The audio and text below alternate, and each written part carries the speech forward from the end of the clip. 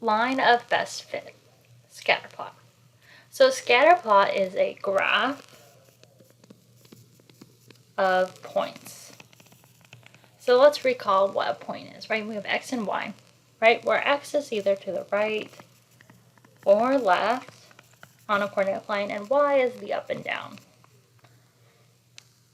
Now, let's think about like some uses of scatter plots, because it's actually used quite a bit. One of the first things in data analysis, data science, is you want to actually maybe just do a scatter plot of your data set to see if there is a relationship between two quantitative variables. Quantitative meaning like we can actually measure it, like, so it could be like weight or it could be height, those kind of things. So some examples, you can look at like say puppy weight and age of the puppy, like in weeks, right? We can see, is there a relationship, like does the weight increase as the age of a puppy increases, like as they get older, which obviously there is some kind of correlation there, right? Another one could be, we can look at real estate. So we can look at the price of a house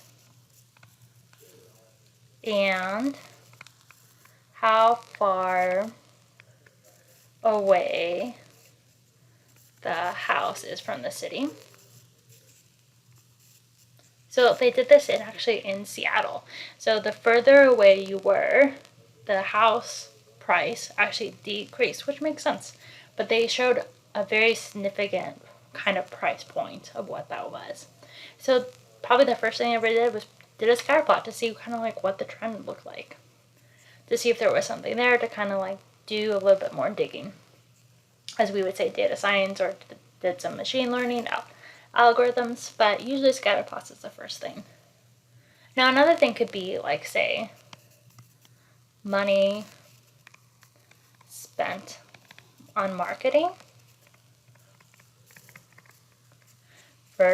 and then we can look at the sales of that business. Like did all the marketing that was spent, like money, did it actually, show to have any good benefit there? Like did the sales go up, or did they like just stay the same? So these are kind of like different things that we could use scatter plots for, or what people do use scatter plots for, and obviously there's so many more uses.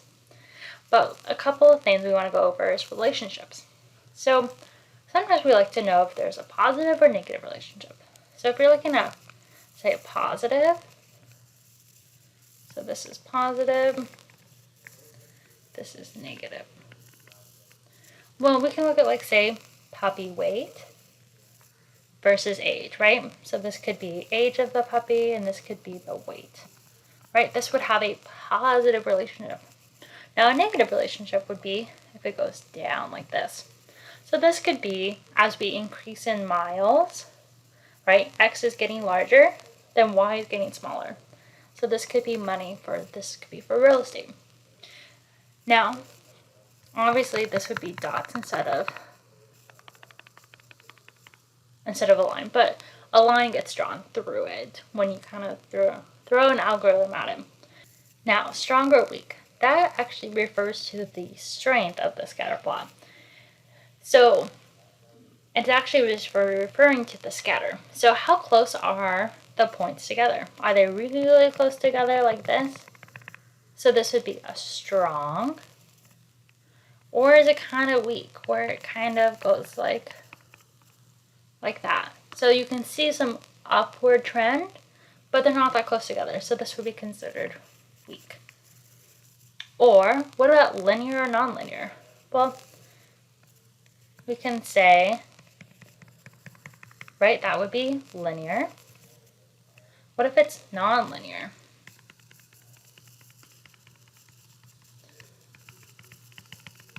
Right, it kind of has like this kind of a trend like that. So that would be nonlinear. So these are kind of the different words we can use to describe scatter plots, to kind of figure out the relationship between our two variables. So now let's look at some examples. Example 1. A student wanted to collect classmates' data to see how the number of hours studied for a test and the test scores related. Student A studied for 2 hours and got a 42% on the test. Student B studied for 5 hours and got a 67% on the test. Student C studied for 9 hours and got a 91%. Student D studied for 7 hours and got an 83% on the test. And then student E studied for 4 hours and got a 59%. So let's plot the data for the student. So let's go ahead and draw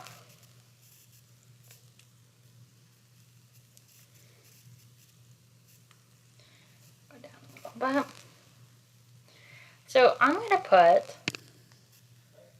the number of hours studied on the x-axis. And then on our y-axis, we're going to put the percentage on the test. So what percent did they get? Now we need to do some increments. So let's go 1, 2, 3. We'll just do increments of 1.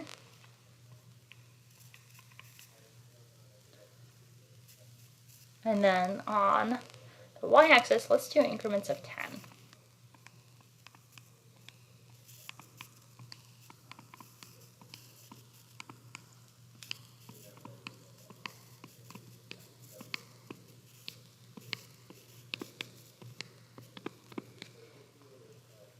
So now we've done our increments.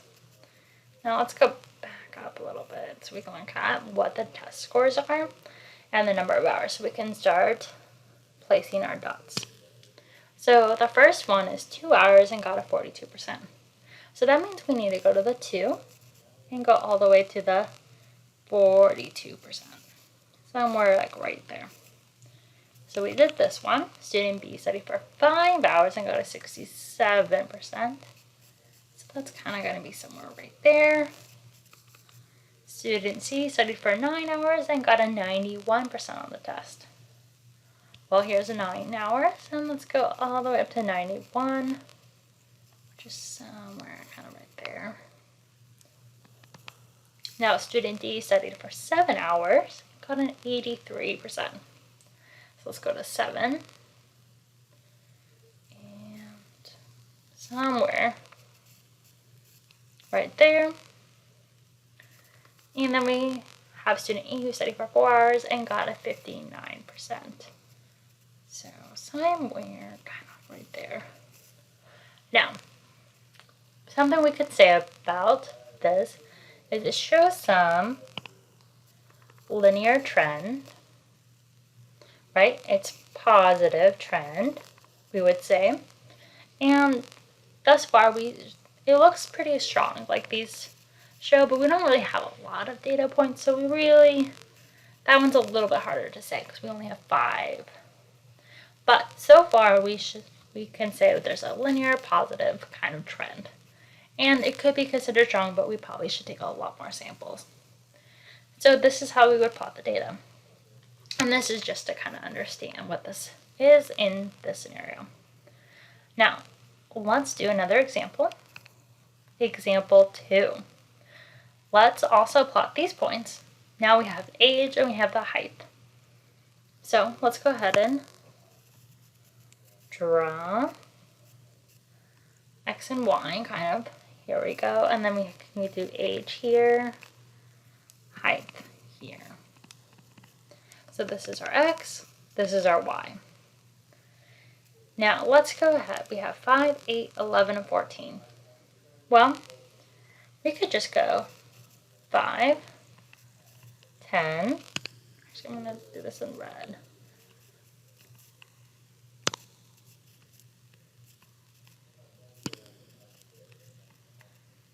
5, 10, 15, 20. We don't have anything that goes to 20, but we'll still do that. Now, what happens if we have all these heights that doesn't start until 38? Well, what we can do here is draw this. Now, this little indicator says there's a bunch of numbers in there that's squished together. So therefore, we can just go ahead and start at, say, 30,